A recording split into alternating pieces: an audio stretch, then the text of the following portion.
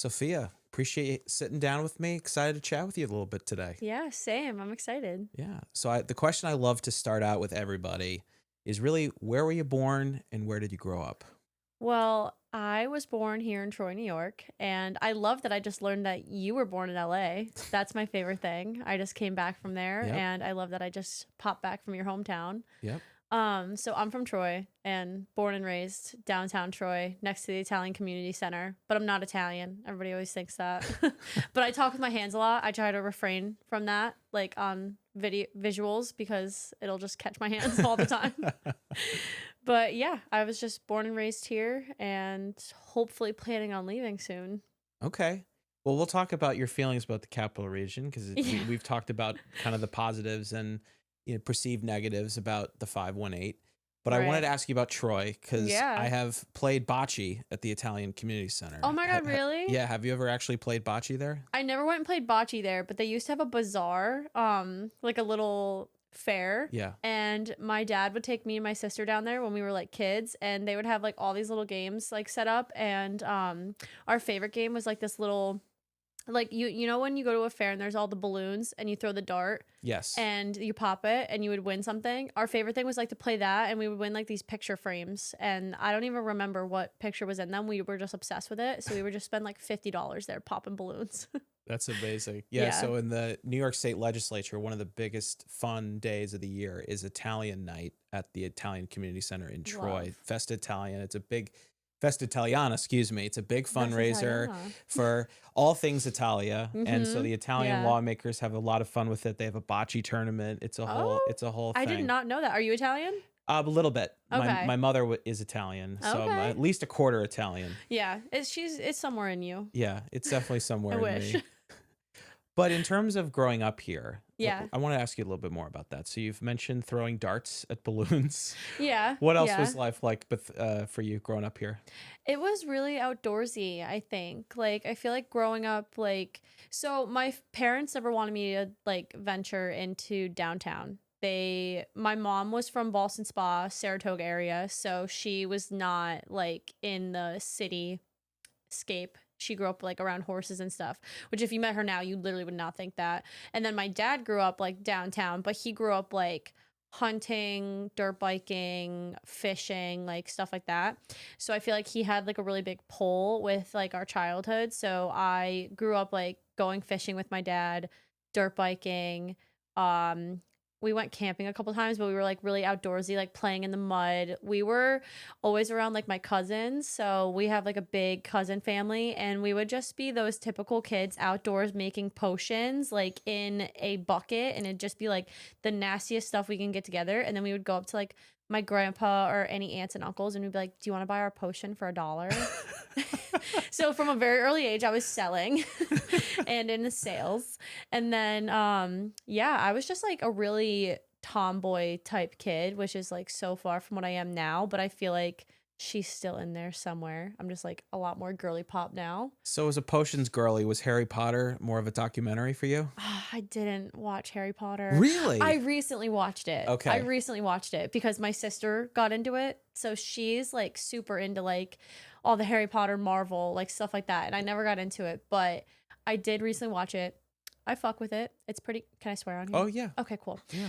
I fuck with Harry Potter. He's cool. Did you see that they're doing a new remake of Harry Potter? Yes. They just released the cast. I heard that it's really bad. But let's do a little personality test, though. Okay. We'll see about the new movie. But do you know about Harry Potter enough to feel like you have a vibe of what house that you would want to be in? Oh, yeah. Yeah, I know what I'd be. What would you be? I'd be Slytherin, I think. Slytherin? Yeah. Okay. Yeah, at least that's what my sister says. Yeah. I'm definitely not Hufflepuff, like for sure. And then what is the other one? Gryffindor and Ravenclaw. Gryffindor and Ravenclaw, yeah. I don't really know much about Ravenclaw. Can you give me like a personality trait from it?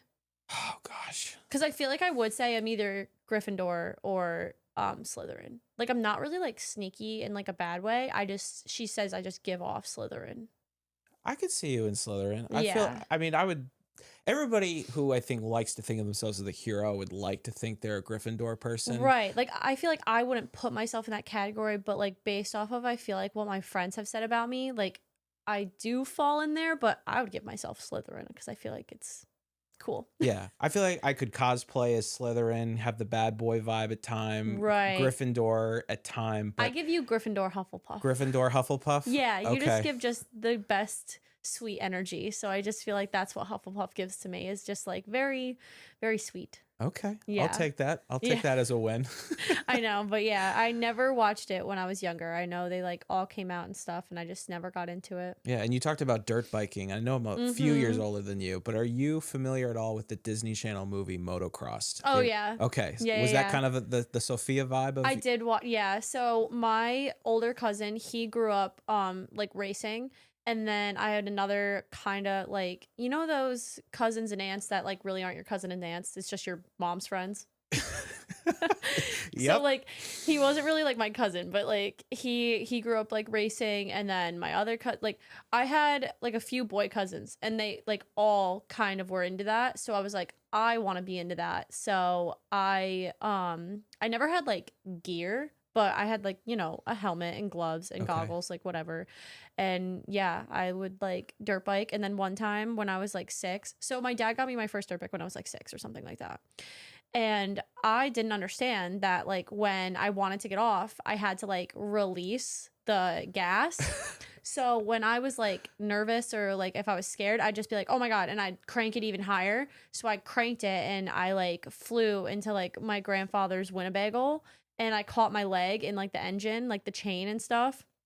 And I like scraped up my whole leg. And my mom was so mad at my dad. She like freaked out because my whole leg was like just ripped to shreds. And then yeah, I still kept going back though because I'm nuts. So That's badass. I like that story. I actually really like dirt biking. I really do. I would do it to this day. My dad has 2 dirt bikes still. They have like a lot of land, so I've gone out and ridden like in the last year, like once or twice or so. Like now I'm a little bit more cautious because I just feel like I have more thoughts of like, oh my God, I have to be careful and stuff. But when I was a kid, I would like rip on it. I would do jumps and I wouldn't really care if I fell. We like would climb trees and just yeah, like my parents wanted to make sure we were, and we also didn't grow up with like iPads and stuff. Like I didn't have my first phone until like I was in 7th or 8th grade, and it was a flip phone with a beeper on it. So Okay. I just didn't grow up with any technology type stuff. Maybe like a little bit on the computer, but we were big outdoorsy people. Yeah, it's wild to me how technology has changed so rapidly for kids. Like one of the biggest legislative policy things in the budget this year was a ban on cell phones in classrooms. I'm here for it. I I used to be a teacher. Oh really? I didn't know that. Yeah. So I graduated St. Rose with my, it's called the SPED degree. So it's special ed, elementary ed, and I'm like minor in history because I thought about being like a history teacher, but I don't like cell phones in classrooms. Even though I used them when I was a kid, like I would cheat tremendously with a cell phone Yeah. all the time. I want to ask you about the special education stuff because that's really cool. I had no idea you did that. Yeah. And we have some stuff in common in that. But Yeah. I want to ask you about the transition from tomboy to more of a girly girl. Yeah. When did that really happen for you in your life? I wish I could say it was like really young, but I want to say it was like college. Okay. Because like when I was in high school, I feel like I was in transition, you know, kind of in high school. Like I wanted to start wearing like heels and skirts, and like I was really into shopping and stuff, but I definitely wasn't like everybody else. Like when my sister hit like junior, senior year, she got like really into makeup and was like plastering her face with makeup. She started working at a tanning salon, like, and there was just like such a difference between me and her, where I was like barely putting on mascara when I was at school, or like I was doing a ton of sports, and I was still like, I was trying to do like the like flag football for girls or whatever. Like powder puff? Powder puff. Yeah, I did powder puff, and she would like not do that. But I was still like getting my nails done, or like trying to post on social media. Like I was trying to transition. But then once I hit college and I was like, oh, I really like, you know, doing all of this like really girly stuff, I definitely dropped off a lot of the like tomboyish things that I did. And now that I'm like a full-blown adult, I still do like tomboy stuff, I would say. Or like I do like a little bit of it. I'm still pretty girly. Yeah. I feel like. Yeah, no, that's fun to embrace kind of the dynamic parts of your personality. Yeah. And I wanted to now ask you about this special education Yeah. background because it's really cool and fascinating. And I, It is. yeah, I mean, I think it speaks a lot to kind of your approach, probably in terms of being empathetic and working with people who Yeah. just have different types of challenges in their life. Mhm. I Yeah. actually used to work in a program doing theater for therapy with children on the autism Oh, spectrum. I did a yeah. lot in college, and life kind of changed course. Mhm. But what drew you into that work? My little brother was diagnosed with autism. I feel like a lot of like kids now, it's really common. I feel like for everybody to diagnose themselves with autism with social media now or just to like say it. But when I had first gotten into college, I didn't like declare a major or anything. And then my little brother at the time was like three or four, I want to say, and he was having like a really hard time with being verbal. So my mom was like having him like tested and seeing where he fell because he was like falling behind, like he just wasn't like saying everything right away. But he was like really smart in other aspects, like he would be able to put together stuff or whatever it was. So we found out he like fell on the autism spectrum really high, so he was like really high functioning. It's just he was just being a little nonverbal at first, and now he's like wicked smart. So he definitely like just had a different approach to everything, and the way he learns was different. So I decided that I wanted to work with kids. I also worked at Chuck E. Cheese as my first job when I was 16, and I loved working with kids. I love kids. I love being around them. I'm like a big kid at heart. Like I just love being a goofball with them and just letting loose. I feel like too much in the world you have to be an adult. So I just love being a child and Yeah, just like being crazy. So I was like, yeah, I'll be a teacher. And because it was a good idea, I feel like to fall into special education, you get better jobs, you get better pay, and it's also more rewarding to like, I feel like, work with kids that need a little extra attention. So I just fell into that degree. I was like, it's just smarter. okay. What made you wanted to study here in Albany at St. Rose as opposed to moving away to go to school? Literally nothing. I was just lazy and I applied to like 3 colleges. I think I got into 2 of them. And yeah, I was just like really, I did not care to like keep doing a bunch of college apps. I was like, oh my God, they're too long. You have to write so many essays. I already was getting financial aid and I applied to like a couple grants. Like everything was just going to work out. And then I was being like smart, quote unquote, and like saving money.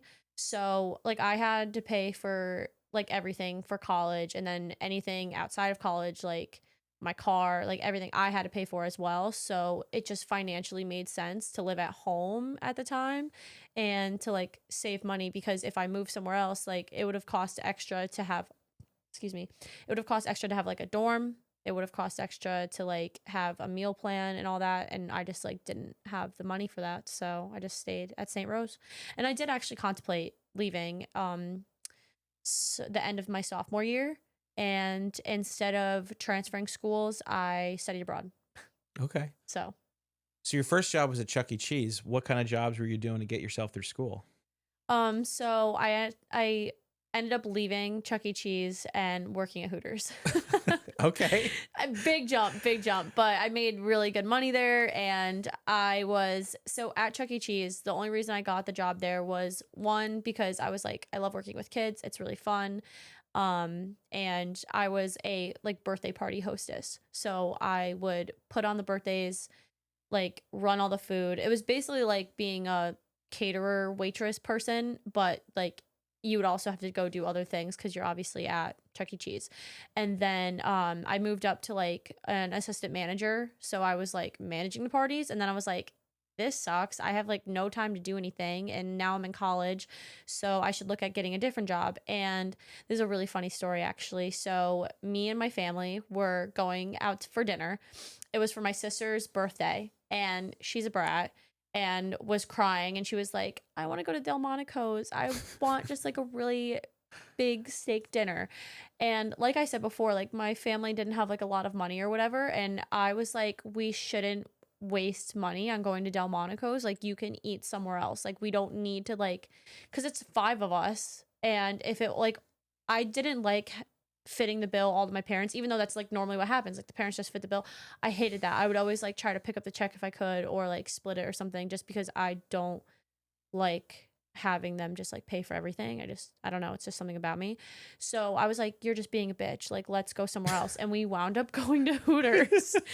And we had never been there in our entire lives. My dad, like, I would probably like put it on a stack of Bibles. Maybe he'd been there once and he would have to be dragged. He's just like not that type of guy. Like, he doesn't drink, he doesn't watch sports. He would rather stay home. Like, I just would guarantee he's never been there. So I was like, I don't know why we went there. But then I was like, oh, that was like kind of cool. And I was like, I should apply here to work. And my parents were mad. They didn't want me to work there. And then, yeah, I just worked there all throughout college, for a few years after college. And now I'm no longer. Okay. Well, I got to ask you a few questions about Hooters, because I don't know when I'm going to get this opportunity to interview an alum. So number one, how hard did you have to work to perfect your cursive for the gimmick of writing your name on the napkin? Right. The gimmick of the name on the napkin. I actually didn't write it in cursive. I just perfected a straight on normal printed like writing of my name with like some cute little add-ons. Like, I'd put a heart over the I, and I'd add like a little squiggle on the bottom, and I'd just be like, hi, I'm your server, Sophia. So no cursive. No cursive? No cursive. Any other gimmicks you would employ in your sort of entertainment persona as a Hooters waitress? I mean, I just like already am super just like bubbly and loud, and I just feel like my personality overall just was like the gimmick. Like, I feel like that's really where it kicked in. Like, I was just super energetic when I came to the table. I was like funny. I'm also like super sarcastic. So like, if your feelings get hurt really easily, I would not be a good waitress for you, because I would like, which for the most part, it ended up working out really well, because, you know, for the most part, it was either really fun women that came in, or, you know, men who were okay with like a back and forth kind of sarcastic commentary, or we got a lot of like sporting event people. So like, if it was like a family, or like a ton of families that came in from their kids just had like baseball game, soccer game, football game, they would all come in, and it was all really like fun parents that were like, let's get pitchers of beer, and the kids are gonna get root beers, and then can we get some wings? And so it was like all really fun, and I just like have a really sarcastic energy, so I would just give shit back and forth, and then I'd make it funny and cute, and I'd be like and then I walk away. So how many numbers would people leave you? How did that work? Like, if a guy like kind of tried to, you know, finagle his number in, like, would you ever call him? Would you ever text him? Like, I would say, let's say, so I worked there for like 7 years. I think it was like 6, but like, let's say if it was possibly up to 7. Out of that 7 years, if every single year like someone left me 100 numbers, that's like 700 numbers. I have answered 3. And then one guy in particular I have like talked to a little bit, but he was actually not even from here. He was from Tennessee, and he like moved back to Tennessee or whatever. So I just never, like, nothing ever happened from that. okay. He did offer to like fly me down to like I bet Tennessee. he did. Yeah. I bet he did. But yeah, no, nothing ever happened. So like, people would leave their numbers all the time. I mean, it's not even just a Hooters thing though. So like, I've bartended at like multiple other places, and it's just a bartending thing. I think that it's great. You should shoot your shot no matter what. I have left my number to bartenders. I was going to ask. Yeah. How many times you've pulled that trick? I have left it a few times, but I usually don't leave it, because as a bartender, it's going to get lost. It's going to get thrown away most likely. Unless you really made an impression, it's going to fall to the wayside, because when you're a bartender / waitress, you're in game mode. You're just, I feel like to be a server like that, you automatically have to have like a flirtatious personality / like you just have like a really eccentric personality. So like, you're just automatically, I feel like, gonna feel like you're flirting with everybody almost. And they might not take it seriously if like you leave a phone number or whatever. They're just like, oh, like I was like flirting, and they probably just think I was like really interested or whatever. So I will ask them for their number like right then and there, or I'd be like, if you want to see me again, like this is my number, give me your phone, I'll put it in there. I won't like leave it on a paper or anything. I'll add some extra hearts. Yeah, add a little extra hearts. Yeah, dot the I's. Right. Yeah. So several good years, Hooters, working through college. So you graduate. Mm-hmm. What's next? So I got a job as a TA in Waterford, and I was in like a special ed. It's called like an inclusive classroom. So it was 3rd grade to 6th grade, and some kids stayed there all day. Some kids left for social studies and science. And some kids just like rotated out. So it just depended on what their needs were. So like we had a lot of kids that either couldn't go to phys ed, or like they needed special group work. So I would like do that. But I also still worked at Hooters while I was like teaching.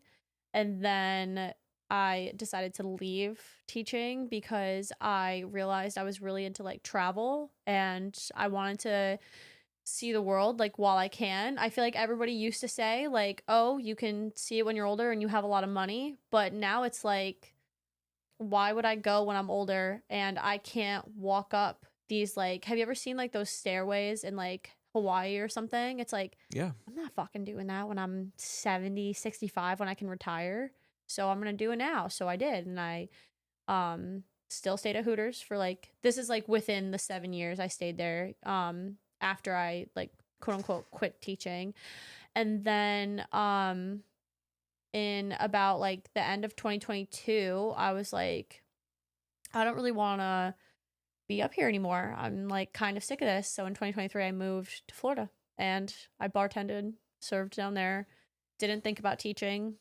I nannied though for a little bit because I still liked working with kids. So I went and nannied for a few families, and then I was like, oh, I could like do this full time. And then came back up here in 2024, still bartending, serving, nannied for a few families. I really liked it. I loved the families, but then I was like, you know, as much as I love doing this, I kind of don't like being on somebody else's time schedule. Like a big reason why I wanted to be a nanny in a sense was because you could just kind of do a lot of the things that you just wanted to normally. Like you could take the kids to the movies, or you're just, you know, at someone's house, you could be on your phone and like you're making food and you're just kind of like chilling. So I was like, oh, that's fun. But I really wanted to just be making passive income. I just didn't want to clock in, clock out per se for a job. So now I own my own fitness company. Yeah, which is amazing. And I definitely want to ask you about it. And everything you've talked about, whether it's traveling, flexibility with work, I just hear freedom. That's the word I keep hearing in your voice. Mm-hmm. So you've now launched this fitness company, So Phit Fitness. And I know you've been doing a lot of fitness content before and presently, obviously, with So Phit. Right. Can you walk me through the journey of moving back here and then realizing this is what you wanted to do? Yeah. Moving back here was, I feel like, the most pivotal moment in my like fitness kind of journey. So when I had moved down to Florida, I was already like big into like weight training and stuff. That started in about like 2018. So like in 2018, I started really taking it seriously. I got a personal trainer to show me how to do everything. And then once I felt confident in what I was doing, I started doing it on my own. I became really, really intrigued with it. I lost it a bit like during COVID, and I was like in a relationship. I feel like I just lost my way a little bit. And then by 2021, I was right back into it. Around 2022, I broke up with that relationship. So I wasn't in that relationship anymore. And I like, you know, got that revenge body. I was like, I'm going to work out super hard. I'm going to be like super fit, like whatever. And I did. And it was like really fun. So when I moved down in 2023, when I was in Florida, everybody's, you know, on their best game. Everyone's at the beach all the time, tanning, working out, running all the time. And I had all the time in the world because I didn't have any family down there. I didn't have any friends. I like I made friends, right? But it's different when you have your friends that are up here that you've had for a lifetime and your family, then you're moving, or from me moving down there, I had just made those friends. So I'm not seeing them all the time. So I had a lot of time on my hands. I was working out all the time. I was being super, super restrictive with my eating. So I was like never eating out. My roommate would like get takeout food. Like I remember specifically her and her boyfriend at the time had gotten like Five Guys, and I had my meal prep, and I was like sitting on the couch and they were like, do you want any, like, do you want us to get you Five Guys or anything? I was like, no, I can't. Like I have to eat this meal prep. And I wasn't prepping for a show. I wasn't like trying to have this crazy end goal of being shredded. I was just being super restrictive. So when I moved back home, my parents have always been like really lenient with like what we eat. So like they have like all of the snacks, you know, like fruit snacks, gushers, like Swiss cake rolls, just like and they're not like big or they're not like overweight. They've always worked out. My dad always worked out. We go on runs now. They've always been like very fit and everything. They just like didn't care like to restrict us in eating. Like they were the opposite of being an almond mom. So when I came back and I was like I was in my mom's pantry because I didn't have a place to stay yet because I moved back, and I was like, okay, I have to find an apartment. So I'm staying at my parents' house. I'm in their pantry. I'm looking around, and I just like fell to the floor and like started crying because I didn't want to eat anything. I was like miserable with the fact that I had been restricting myself, and I got to this like really skinny weight for like me, and I was like, I literally can't eat anything. I was looking at the calories of everything. I was like, I need to either meal prep like fresh food or I can't snack. And now I have an 11-year-old brother. He's much younger than me, and he, you know, he wants to be able to like have snacks and have fun. So he probably like sent me to the pantry, like get snacks for us to eat. And I'm like, I literally can't eat this. Like I'm telling myself in my head, I'm like, I'm looking at all of the ingredients, whatever. And then with my sister, she eats whatever the hell she wants. She just has the metabolism like my dad has. They are just like tall string beans that can just eat whatever. So she like always is just eating junk. And now she takes we're healthy now, so we take care of ourselves, so she eats better, but like just in general she's just always been able to eat whatever. But I just like was like crying and bawling my eyes out. My mom was like, what's wrong? So I like ran upstairs. I'm like crying in bed, and I'm like, I can't eat anything. I can't eat. And she was like, what do you mean? And I was like, there's nothing that I can eat that I need to not eat. And I just like, I don't know, I was miserable like that. I was like, I don't know why I'm like this. I feel like I can't enjoy myself. I have to only eat meal prep and stuff. And if I do eat something, then it's like not responsible.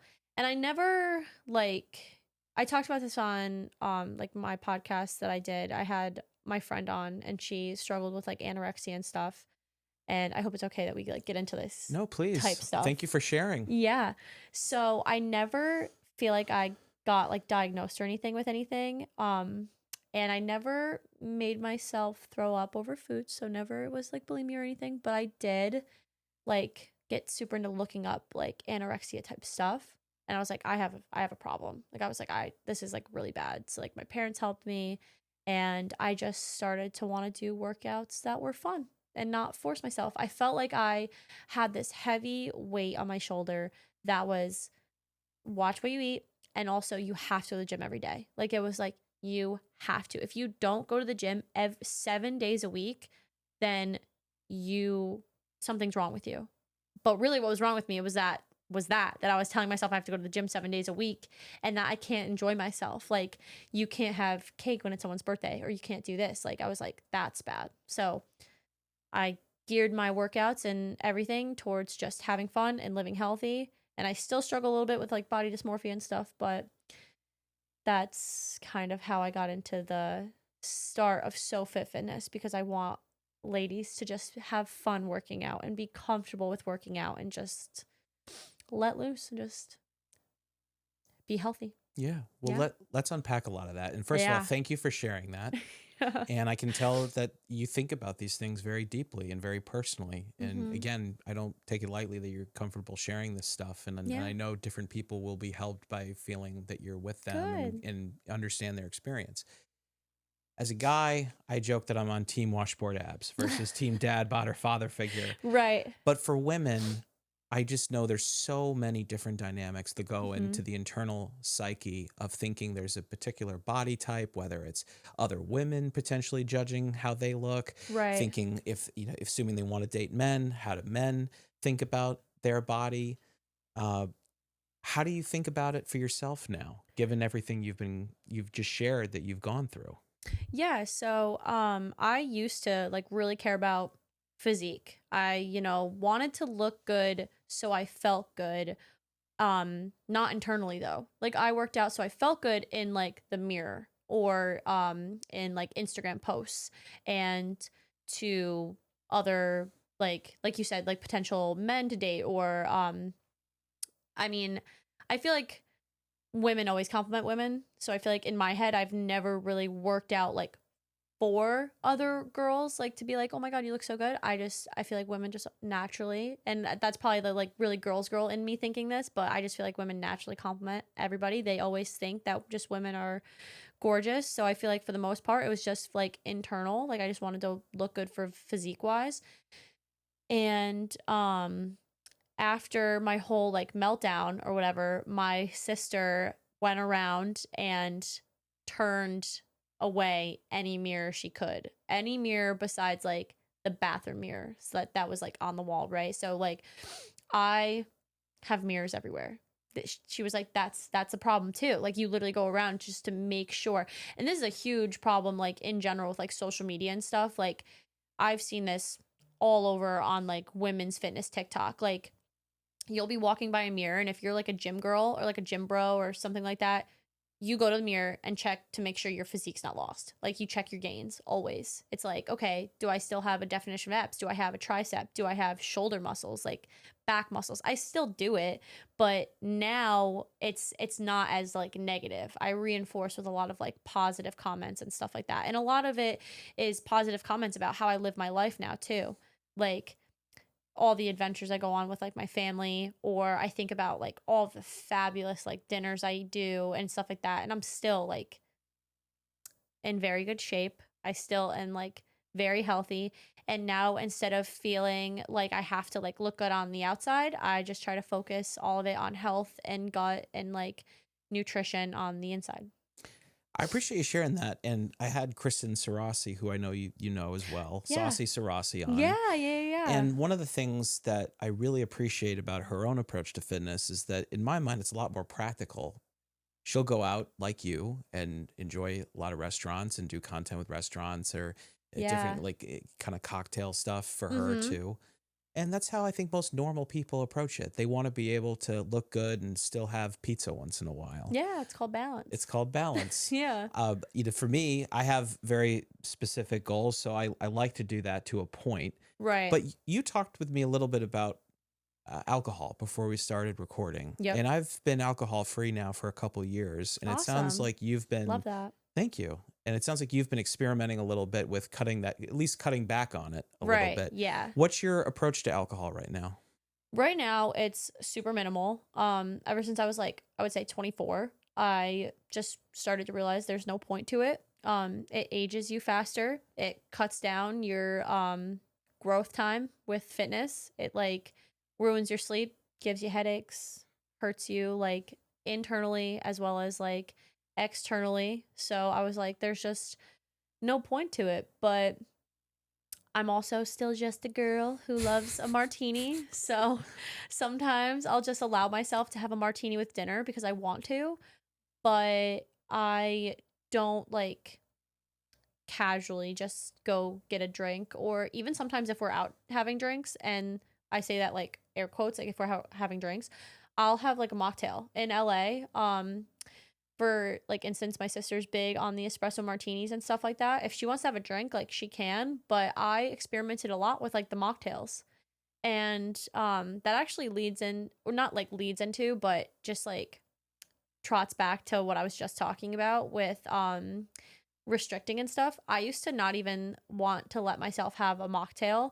So if I was like going no um alcohol, which I did actually do. So I think a lot of the problem also came from me doing the 75 hard. I went like 50-ish days on the 75 hard. I never made it to full 75, but I made it to like 50 something. And I did every single rule, workout twice a day, reading, drinking the water, meal prep, and then no alcohol. And I feel like that's kind of where it stemmed from. But instead of restricting myself like I did before, where I had like a really negative mindset, where it was like, if you're not going to have alcohol, you also can't have a mocktail because it has hidden sugar and it has like juices and all this stuff in it. So I was like, oh, I can't have that. Now I'm like, bitch, have that mocktail. Like, you're out with your friends. Do you want to just be like so miserable that you're not having anything besides water?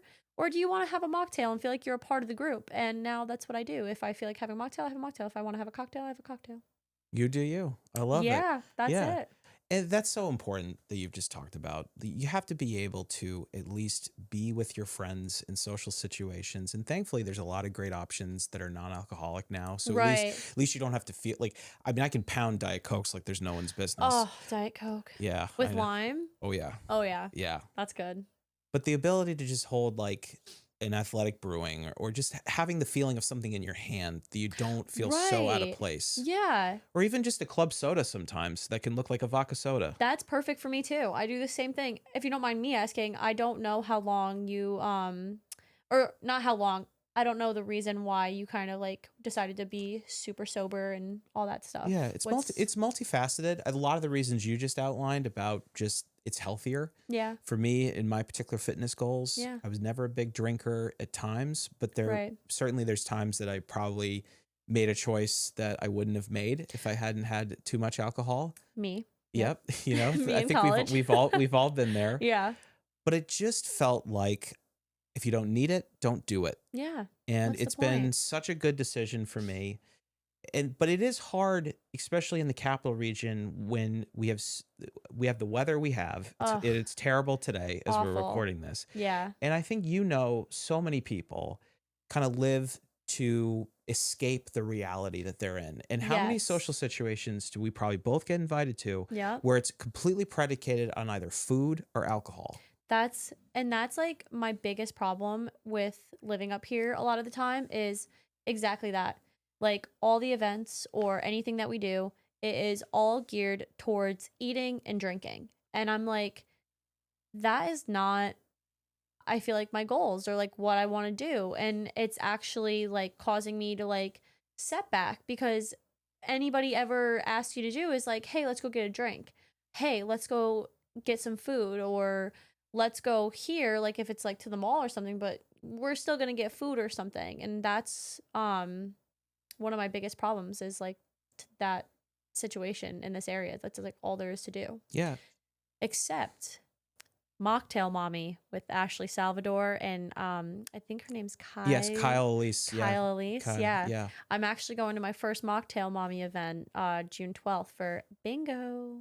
I'm glad you're doing that. And I've had a few Yeah. friends, mostly women, some guys too, who've asked me about kind of the sobriety journey. Yeah. But I've pitched Ashley's group to a number of people, and Yeah. Ashley's been a great friend to me on my Yeah. own journey. We've I had some love great, it. and I hope to have her at some point in season 2. Right. For Yeah. this You have show. to get her on here about that. Yes. Oh my God. Her personality is like just like so big. It'd be great for this, I feel like. Oh yeah, it's so big, and we have had some great conversations Yeah. on fitness, faith, and Right. but this is a thing that more people are realizing for different reasons. Mm-hmm. Is very empowering. Yes. You just approach a lot of situations differently. You can think about it simply from a metabolic standpoint. Mm-hmm. How many people do we both know Yep. who have been on fitness journeys for a long time, and at least from my perspective, are stuck in neutral because their metabolic system will not really allow them to lose that last extra fat that they want to lose. Right. Because pretty much from a scientific standpoint, once you start drinking alcohol, Yeah. all your body is doing is working to get rid of it. No, literally. And I feel like from my standpoint, it's hard for me to kind of relate to that in a sense, only because a lot of my friends aren't super into like fitness. Like a lot of my close friends weren't. And then I've made friends in the fitness industry, and yeah, they'll all say the same thing. Like alcohol definitely sets them back, or they'll give up alcohol, like I said, for like a challenge type situation, and they realize how much it does affect them. But I've always felt like the oddball out, or, you know, the single one out, because I'm the one that doesn't drink or doesn't like to have alcohol or whatever. And then all my other friends, they're not like super into like hardcore fitness or having like goals in that sense with fitness in particular. So they all still like go out and have drinks, or a lot of them have social anxiety, and they rely on the alcohol to help them with their social anxiety. Yeah, the social anxiety is So huge. I yeah, mean, working in politics, that's half the reason that most people have alcohol issues that they do. yeah, Every event is a fundraiser with cocktails. right, They're having one or two trying to let the drinks drinks to loosen flow. up. Mm-hmm. Yeah, and but the more that I study elite performers, I mean, I'm Yeah, a highly ambitious person. I am very, very driven and passionate. But when I yeah, really study most of the major millionaires and billionaires in this country, most most of them are sober. right, Most they of them don't are sober. drink, They don't drink. or they allow Or themselves to have a drink when they want, and yes, they are very mindful about, at minimum, very mindful. limiting alcohol. Yes. The limiting is super important. I feel like now, instead of me looking at it as restricting myself, I just limit myself. I have control over what I do. And we'll say, for instance, tonight I'm supposed to go out with my girlfriends. I'm going to have maybe a glass of champagne, and then I'm having electrolytes. I bring my electrolytes to the bar. I ask for a cup of water. I put the electrolytes in the cup, and I dance all night with that. And yeah, I get sleepy faster. Like I get more tired because everybody else is like, you know, raging on their alcohol and stuff, and they're having a great time. But I've found now that I've like given it up for the most part, it makes me sleepier if I have a cocktail or something. Like I'm out and about and I'll have a drink, I get even more tired, I feel like. Yeah, my bedtime is usually like 9 or 10 Yeah, o'clock I'm now. like, guys, it's like past my bedtime, and they're like, boo. And I'm like, Yeah. it's not boo. I'm getting up really early and I have like stuff I gotta do. Yeah. I know the goals that I'm working towards, but I think like you, I want to be able, when I want to turn it on and Yes. dance all night, dance a little longer, Right. and be able to do that. But I don't need to do it every single day and then wake up and feel like absolute shit. Oh, yeah. I can't do that. I can't even tell you the last time that I had. No, I can. I can't tell you the last time I had a lot of alcohol and I felt like absolute shit. And it was, um, I think 2 years ago, maybe a year ago. And that is the last time like I had like a lot of alcohol. And it was also like during the day. We were like in Aruba. We were on a boat tour. Everybody was like, drink, drink, drink. And the pressure to like to drink, I was like, okay, you want me to drink? I'm gonna show you I can drink. And I did. And I had to get wheelchaired in from the hotel lobby, and they wheelchaired me to our hotel room. Okay. Yeah. And I was like, that's so embarrassing. And I hate that feeling. And I hate not being in control like that. So I was like, that will never happen again. Okay. And now people sometimes say it's boring or lame or not fun. And I'm like, I think it's fun that I can do the exact same thing you're doing, except sober. I think it's I cooler. agree. It's its own type of flex. Yeah. But you certainly know and love to have fun. Oh, yeah. And you bring that into your fitness. Yeah. In aerobics, I mean, you're bringing the 80s back with this whole thing. And, yeah. thinking about this conversation, I was using a video from John Travolta and Jamie Lee Curtis in the movie Perfect. Love. I think 1985 it came Yep. out. He's taking the class. She's eyeing him down. Yep. It's a solid vibe. It's classic. Yeah. And Jane Fonda obviously made it iconic. Mm-hmm. But what about aerobics interests you, and what's your approach to making it such a big part of your workout classes now? Yeah, honestly, it was like the fun music and just the way that I felt personally. Like I didn't even think about doing aerobics in particular. I just remember that I didn't particularly want to lift weights, but I also didn't particularly want to just do Pilates. So I pull from a lot of those kind of workouts that I've done and have been trying to study on.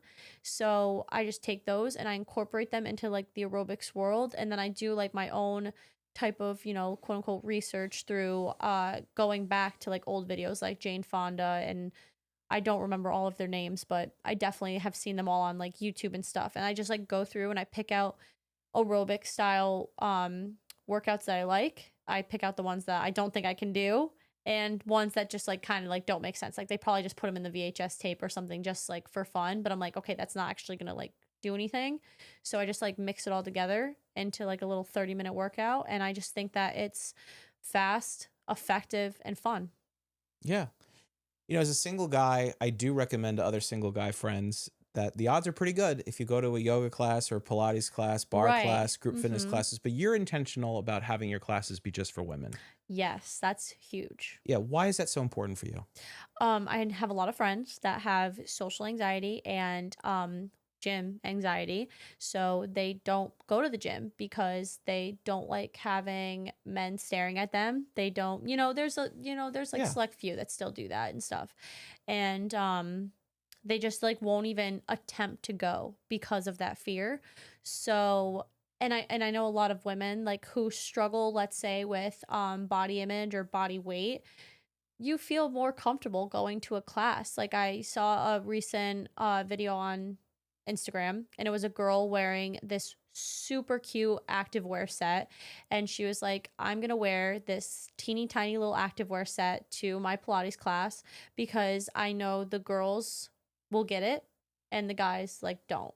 And I just feel like I want women to know that you can literally come in your teeniest, tiniest set, or you could come in literal fucking pajamas. Sometimes when I wake up for a workout class and it's early and I was out late, or I was like serving, because I still serve. So if I'm like serving late and I have to wake up for a workout class to teach in the morning, I roll out of bed and I have on a sweatshirt and sweatpants and then like a sports bra or whatever. And then I go teach that class looking like an absolute mess.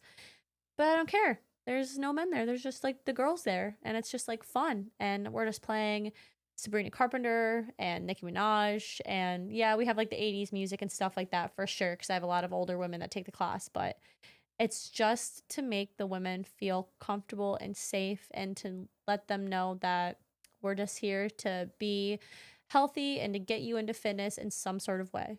That's great that you provide such that intentional option. And I can think of my friend Nora Matthew, who owns Her Strength Studio, and that's a similar Yes. approach that she Yeah. has. It's a very boutique gym studio feel, but it's very much for women.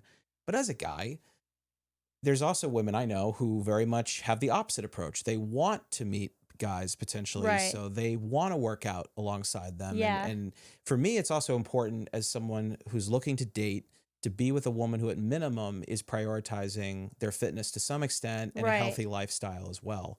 So as a woman who I'm Yeah. sure has been approached in a gym, what is the right way for a guy to do it, and what are some of the wrong ways for a guy to Oh do my it? God, this is the best because I literally was just thinking about this the other day. Even though I teach my aerobics classes, I still go to the gym because that's my social hour. Where else am I going to meet people? Because I'm not going out to other places. Like, unless we have the cutest situation where we meet over broccoli at the grocery store, I'm going to meet you at the gym. So I have been approached by some guys, and it's definitely been like in the wrong way before. I would say to just do not go straight to complimenting like her body. Like, pick up a conversation point of some sort. Like, in particular, I know that one time I was like not speed training. I was just like doing sprints on the treadmill, and I had like just finished, so I was like slowing down the machine, whatever, and the guy next to me, who like we had exchanged like glances or something prior, like I felt like we kind of had a vibe already. He was like, you kill it at those workouts all the time. I see you like pushing it so hard. And then he like asked a question. So I had to follow up with like an answer and like begin a conversation. And if the girl's interested, she'll stay and have the conversation. If she's not interested, then she's just not going to be interested. But it goes the same for guys. I feel like for the most part, I think as much as people don't want to admit it, like people have a type. And I've approached men in the gym, and I've approached like guys that have said like, "Oh, I'm taken, like I'm, gonna get married or like whatever." Or they didn't have a ring on, but like they were in a very long-term relationship. And I've approached guys that haven't been, but it's like never worked out, like it fizzled out or whatever. So, and it's scary for girls too. Like I personally think that girls shouldn't be the one to approach a man, but sometimes you have to, because nowadays guys also get nervous and get scared and stuff. So I feel like for the girls out there, approach that boy. Don't be scared. Call your friend. I called my friend when I was at the gym and I wanted to approach the guy, and she just hyped me up right there. She was like, girl, if you don't fucking go do that, then you're gonna like kick yourself forever. So then I went and approached him because she hyped me up. But with guys, I think that just try to work up the courage the same way. Call your bro, call your friend, make him hype you up. Be like, you're a sexy motherfucker. You're in the gym. You can walk up to that girl. Everything's fine. We're not that scary. Like, I just feel like a lot of times guys nowadays say like it's scary to walk up to women. We're just girls. It's not that hard. Or it's not that scary, I should say. Yeah, I think most women appreciate being asked out more than guys 1000%. think. 1000%. And ultimately, sometimes they're going to be receptive. Sometimes, most of the time, if they're not receptive, they're usually just appreciative and flattered that you asked. Exactly. And then and you move on. And you're not stuck overthinking about it till the end of time. And it's like okay if it doesn't work out. Like 100%. Like how I've said, I've gone up to people and it just like doesn't work out. It's the same for guys. Like just because you shoot your shot and didn't make that point, it's okay. You're gonna keep going. You're still a very valuable player to the team. Yeah. Like lower the stakes. Yeah. And even like or even not if you lower stakes. Like it doesn't matter if you lower them or not. I'm just saying like just because you didn't get that one doesn't mean that you're not going to get the next one. It's just maybe she was having a bad day.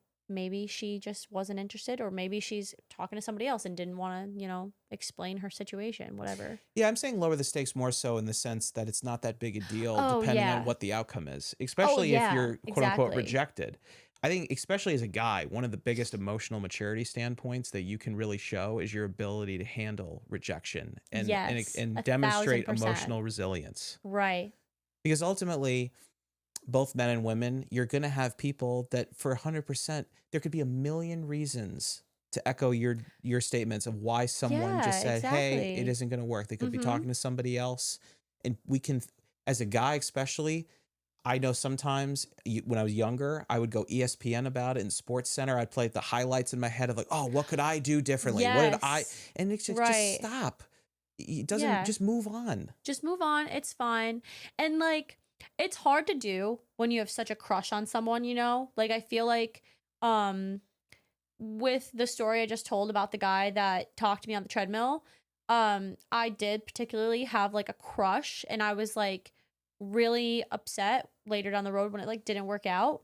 But now I'm like, you move on. So when you have a crush, it could seem like it's like awful, but you're gonna be fine. Everything's gonna work out. Yeah. Like Absolutely. And I love asking people, especially women, I love learning from smart, strong women about their approaches to dating and wellness because, dating and relationships, because I have found so clearly the link between fitness and wellness. When you really start prioritizing that, you just have way more confidence. You're going after women that are better for you. You're smarter about dating. You're a better communicator. So what does that look like for you now? Like in terms of how do I feel, or how do you approach your dating and relationship life now? Like what kind of things are you looking for that maybe a few years ago weren't on your radar? Right. That's a big question for me. For a very long time, I like pushed off dating. Like I didn't want to talk to anybody. So more recently, I am like more open to the approach and everything. And I'm really working on, I'm going to be like very vulnerable. I'm working on not being super shallow, to be very honest. I feel like very into looks, and if I was really into the way someone fell into like a tier of what I liked, and that's not even to say like, oh, he has to be like shredded, tall, tan, whatever, because like me and all my friends have insane different types, and we all think that they are the most like attractive you could be. Like one of us could be like, oh, we love that he's like tall and a ginger, and one of us could be like, oh, we love that he is short and blonde. Like it doesn't, like women all have different types, and that I approach it with the same sense in men. So I'm not scared of being rejected because like I know he could have a different type or just like not interested in the way that I look. But I'm like, now I'm trying to approach it with, do we have the same goals? Do we both want to travel? Do you want to stay living in upstate New York and like raise a family, or would you be okay with like possibly venturing to a different state? I look more into like that type of goal oriented mind now. I'm like, what's your job? Can you travel? What is like your life going to look like? Do you like dogs? Because I have one.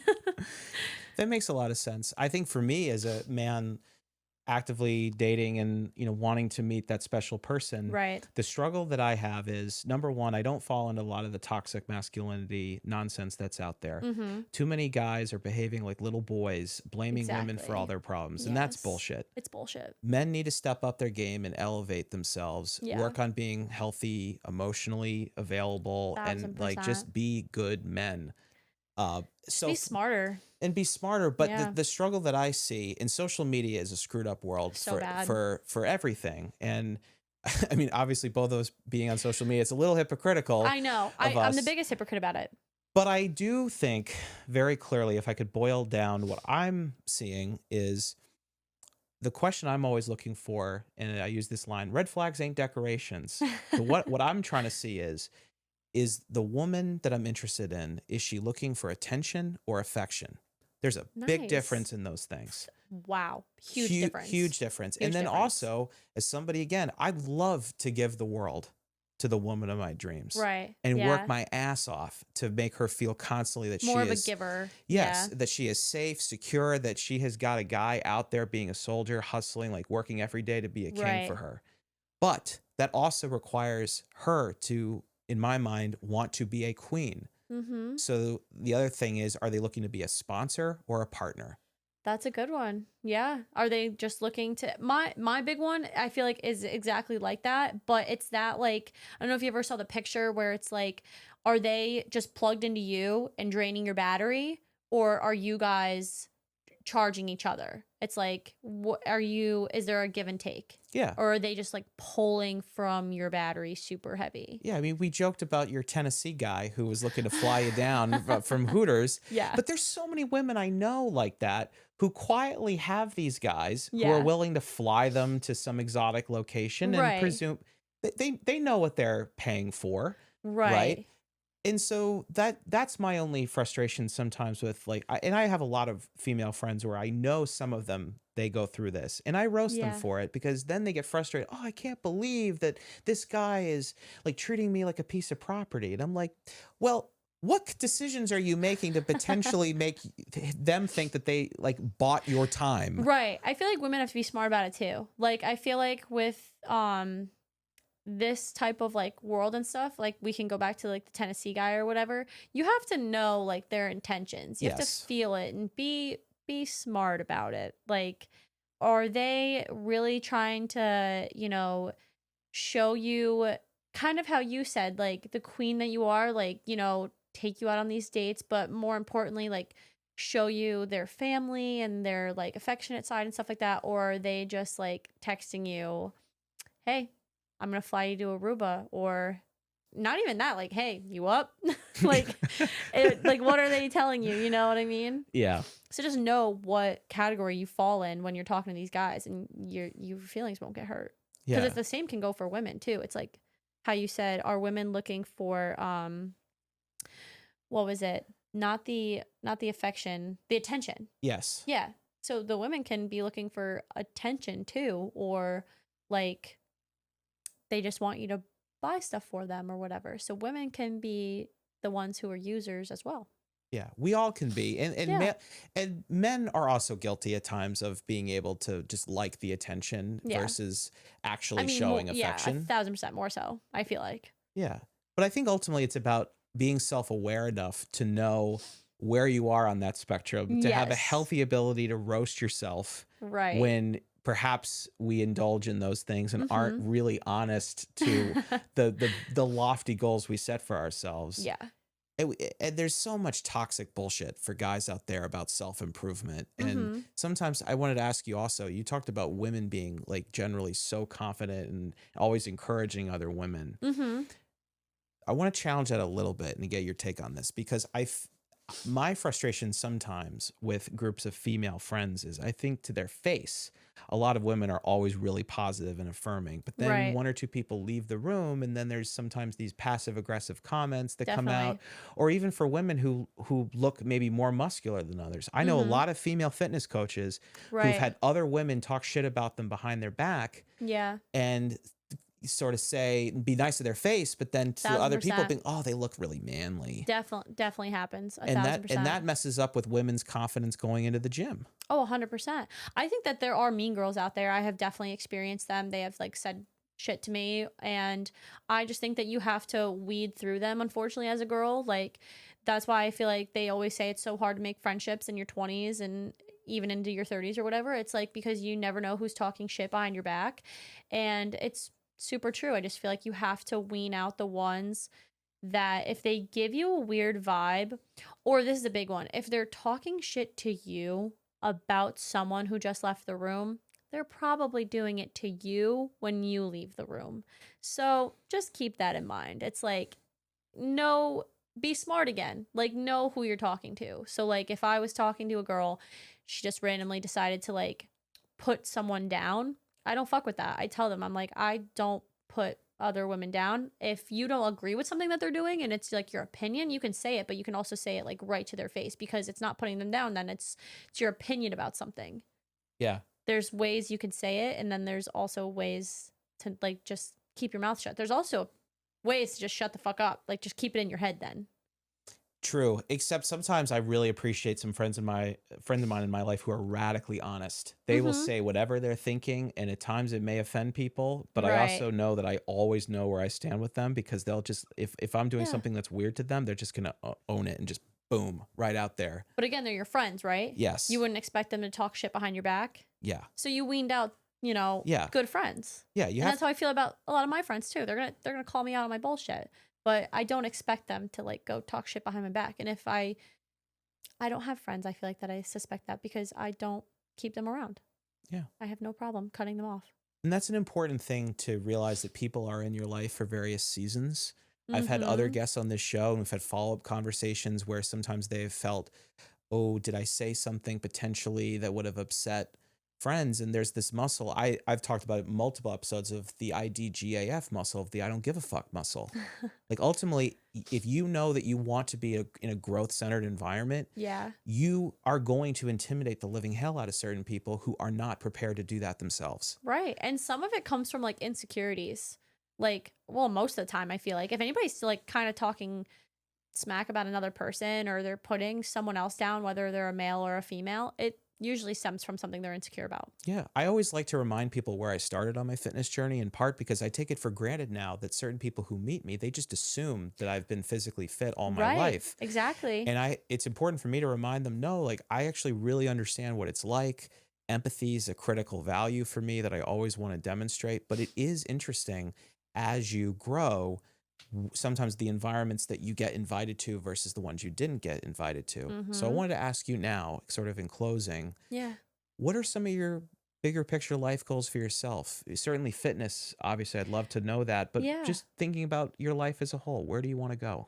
So I definitely want to be a mom. That's like one of my biggest, I feel like, goals in life is that I want a family. I just like know. I just know that when I have a potential husband that I, you know, can see myself with, he has to want to have kids. That was a big thing for me. Like my parents I feel like I say only got together, but like my dad was in like a serious relationship and she didn't want to have kids and he immediately knew. He was like, that's not for me. This is not the relationship I need to be in. He met my mom a little bit later and they had us, and like I just feel like that's how I know I want them to know that they want a family. I want to be able to travel and see the world as much as I can. So, with that, you're going to need money. And with that, I want to just have a ton of, I say passive income, but you're always going to be working no matter what. Like, I want to be able to you know, have the aerobics classes, but I'm not always going to be the teacher. I want to be able to have people who want me to train them, but I'm not always going to be the trainer. I'm going to be the one who owns the company, who still has a foot in the door, but my foot's usually still in an island somewhere. And yeah, just kind of be able to run business in that sense. And I also want to be able to own property, Airbnbs type situation, that way. So that way I can also, if I own, let's say, a condo in Florida, I can go down there, but also it'll probably be Airbnb'd out for the most part, if depending on wherever I live, or Scottsdale, Arizona, like wherever, somewhere I would want to travel and have a place to go. But for the most part, it's going to be rented out. But, you know, that doesn't mean that you're just making this income from Airbnb. That means that you're going to be on the phone with like cleanings, plumbing issues, like whatever it is. Like you're still going to be working technically, but it's still, I can work from a beach somewhere. That's all super exciting. That's all. And I have no doubt you're going to accomplish so much of that, if not so all sweet. of it and Yay. more. Hopefully. Well, thank you so much for sharing so much of your journey and some fun advice. Hopefully it was some advice. Yeah, let me drop one question for you. So I'm a big Juvenile fan, and Back That Ass Up is an iconic classic. So can you rate this pickup line for me? Context matters. I would only really ever use it as a joke. Okay, but I want to give you a pickup line after that. Okay, please. So mine would be, and you could rate this from a 1 to 10. Girl, you look good, won't you? And just drop it there. Okay. But you have to know the song. You do have to know the song. You have to have somebody who knows the songs. Girl, you look good, won't you? Okay. Yeah. I feel like if I was at a bar and someone just said that to me, I would have to be in a funny mood. Like I have to like know it. But if you were like in a relationship and you like just randomly came up to me and said that, like, and we were like in the relationship, I would think that is the funniest thing ever, and I'd be even more attracted to you. You know what I mean? Like I feel like that'd be like really funny. All right, so save it for a little bit more of an intimate moment. Yeah, like maybe maybe you've already been talking to her for a little while, or maybe you like got her. This is not the first time I feel like you're picking her up. This is maybe like the second time or whatever. Okay. And it could just be like a funny thing that you say. Like, for me, I think it'd be funny. Third date, right? You already went on a couple dates. You're on a third date. She's, I don't know, maybe like at the table and you went to go get drinks or something. Like whatever you went to go do. You went to the bathroom. Let's say you don't drink. So let's say you went to the bathroom. Yeah. She's standing over there and you walk up behind her and you're like, damn, you look good, girl, won't you? And then you just drop that, you know? So it's kind of like a funny compliment. And it's like almost not too far where she's going to be like offended. Sure. And it's like funny enough, but it's still like, damn, Ma, you look good. I am glad I asked you that question. You're right. Great, like I feel like advice. I feel like that makes more sense. So what's your pickup line? Okay, so I just think this one's like really funny. When you just walk up to someone, you'd be like, damn, are you my big toe? Because I'm trying to bang you all over my apartment. I just heard that one like on YouTube at one point, and they were trying to say pickup lines and not laugh. So now I just think that's such the fun. I've never used it. I just think it's such a funny pickup line that I've heard, and I just see if it makes people laugh. Because it was like supposed to be like, okay, say these pickup lines and don't laugh. That one made every single person laugh.